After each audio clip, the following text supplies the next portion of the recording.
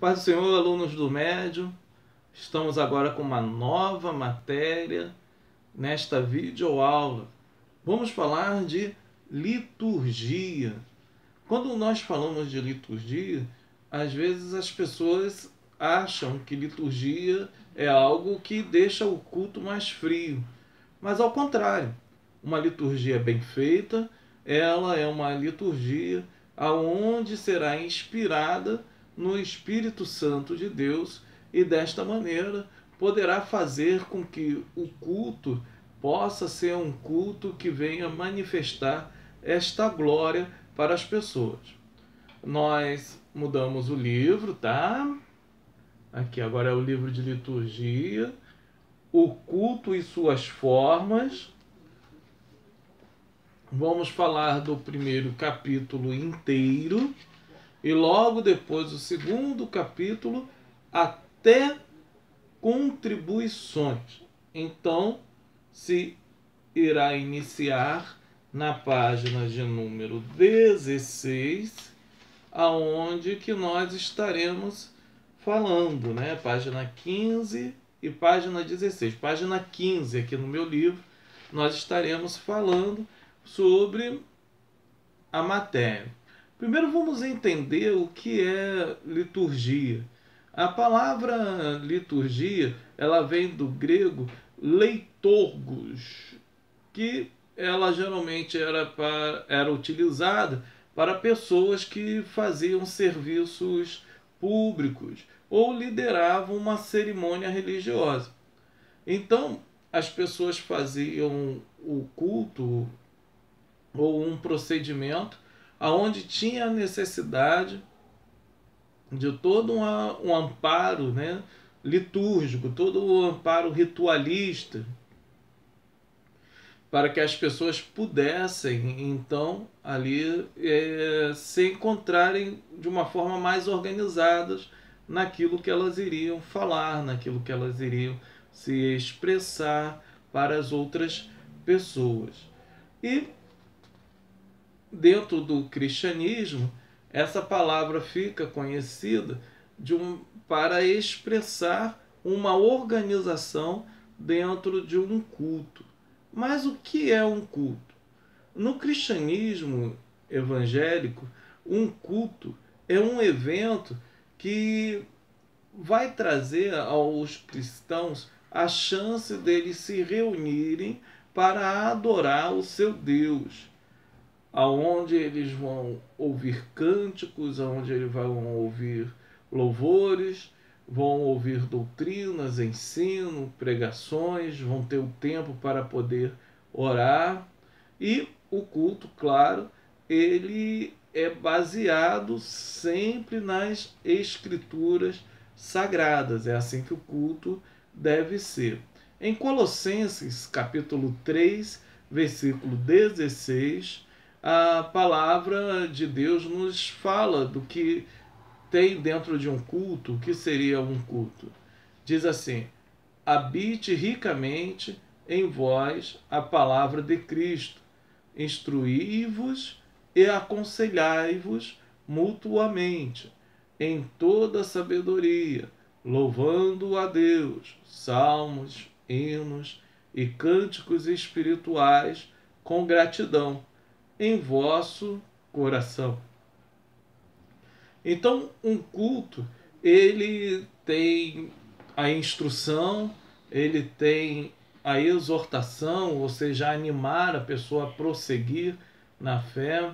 Ela tem o louvor a Deus, ela tem a expressão de cânticos espirituais com ato de gratidão por coisas que o Senhor assim fez para cada um de nós.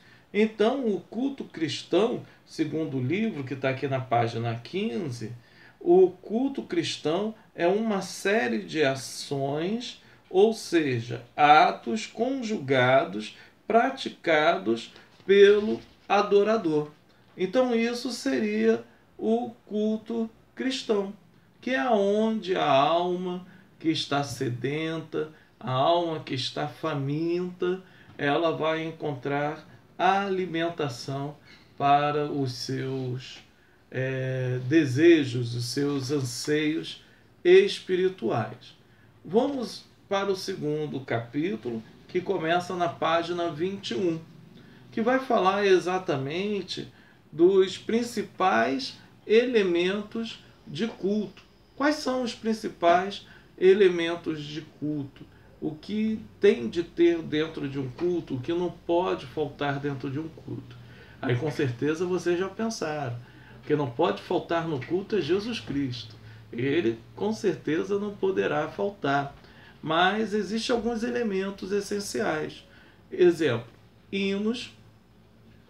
O culto ele tem hinos, ele tem louvor, porque faz parte da liturgia, adorar, louvar a Deus. Ele tem a leitura bíblica, deve-se sempre ler as escrituras sagradas no culto, observando-a, trazendo o sentido imediato da sua expressão, para que as pessoas venham encontrar carinho, venham encontrar ânimo, força, para que elas possam prosseguir na sua vida, buscando toda a graça e toda manifestação de Deus.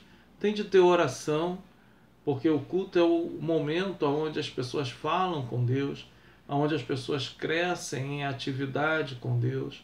E também a oração, ela é o momento quando nós nos despertamos para adorarmos ao Senhor, porque falando com Deus em oração, nós nos aproximamos mais de Deus, levamos o nosso coração mais a Deus. Contribuição. Então, a contribuição ela é parte do culto. Todo culto ele tem o ato da pessoa ofertar a Deus. Vamos começar a falar concernente aos hinos. O hino ele é utilizado geralmente no prelúdio da igreja. O que é um prelúdio? O prelúdio ele vem antes do culto, é uma introdução. Geralmente é com músicas instrumental ou a orquestra do próprio culto, sempre tocando de maneira baixa, de maneira tranquila, reflexiva, para que as pessoas ao entrarem no culto, elas não fiquem dispersas, porque muitas pessoas entram no culto e não vão orar, não vão ter um momento de contemplação com Deus, buscar o Senhor. Então uma música, um hino de fundo, calmo, as pessoas já vão entrar desaceleradas e já vão encontrar uma atmosfera espiritual. Interlúdio, que é uma composição instrumental que tem a função de separar partes da música, liturgias ou partes cênicas. No nosso ato, como nós utilizamos, é aquele momento que vai separar o culto, geralmente na Assembleia de Deus vem as ofertas e depois das ofertas vem a palavra, para que não venha ter um vazio, um hiato entre a palavra e entre a oferta e a palavra, perdão. Então se coloca-se ali uma música que não seja tanto conhecida, mas que venha sempre trazer uma esfera de paz, de harmonia, de concórdia, para que as pessoas possam ter uma paz naquele recinto e que venham a ser preparadas para ouvirem a palavra de Deus. Hoje, tal liturgia ela acaba caindo em desuso. Por quê? Geralmente, antes da palavra, vem a equipe de louvor, que quando se canta-se 3 hinos, é sempre indicado, sempre hinos de acordo com a palavra. Pode ser 2 hinos, se for um pouco mais agitado, mas o último hino deve ser um hino reflexivo, calmo, que até mesmo faça uma introdução à pregação, para que as pessoas fiquem com seus ânimos um pouco abaixo, para não ficarem alteradas, e assim desviarem as suas atenções das Escrituras Sagradas. Terminamos o primeiro vídeo, vamos nos direcionar para o segundo.